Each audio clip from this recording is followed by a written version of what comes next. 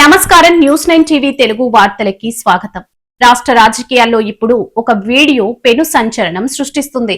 పాలకులకు పబ్లిక్ సెగ ఏ రేంజ్ లో తగులుతుందో చెప్పడానికి నిలవెత్తు నిదర్శనంగా నిలుస్తుంది ఈ ఘటన.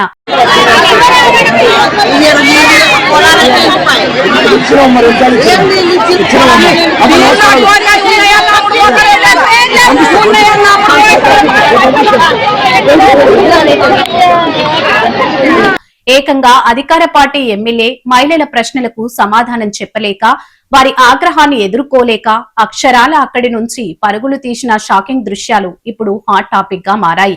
అవును, మీరు వింటుంది నిజమే. రాజన్న సిరిసిల్ల జిల్లా వేములవాడ కాంగ్రెస్ ఎమ్మెల్యే ఆది శ్రీనివాస్ కు సొంత నియోజకవర్గంలోనే చుక్కలు కనిపించాయి. చందుర్తి మండలం మల్యాల గ్రామంలో పర్యటనకు వెళ్లిన ఆయనకు ఊహించని రేంజ్ లో చేదు అనుభవం ఎదురైంది.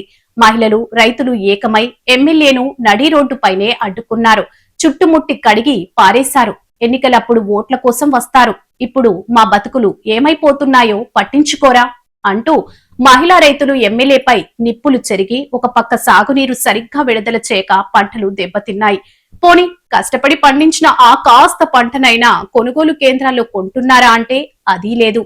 అసలు మేం బతకాలా వద్దా అంటూ పాయింట్ టు పాయింట్ లాజిక్ తో ఎమ్మెల్యేను ఏకిపారేశారు. మహిళల ప్రశ్నల వర్షానికి ఎమ్మెల్యే ఆది శ్రీనివాస్ కు అక్షరాల చెమటలు పట్టాయి.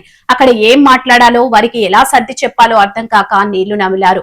వారి ప్రశ్నలకు కనీస సమాధానం ఇచ్చే ధైర్యం కూడా చేయలేకపోయారు. పరిస్థితి చేయి దాటుతుందని, ప్రజల ఆగ్రహ కట్టలు తెంచుకుంటుందని గ్రహించిన ఎమ్మెల్యే ఆ సమస్యను పరిష్కరించే ప్రయత్నం చేయకుండా, కనీసం వారికి భరోసా కూడా ఇవ్వకుండా అక్కడి నుంచి మెల్లగా జారుకున్నారు. అవును, అక్షరాల సమాధానం చెప్పలేక అక్కడి నుంచి పారిపోయారు. ఒక బాధ్యత గల ప్రజా ప్రతినిధి, అది కూడా అధికార పార్టీకి చెందిన ఎమ్మెల్యే రైతుల సమస్యలు వినకుండా ఇలా పారిపోవడం ఇప్పుడు తీవ్ర వివాదాస్పదంగా మారింది.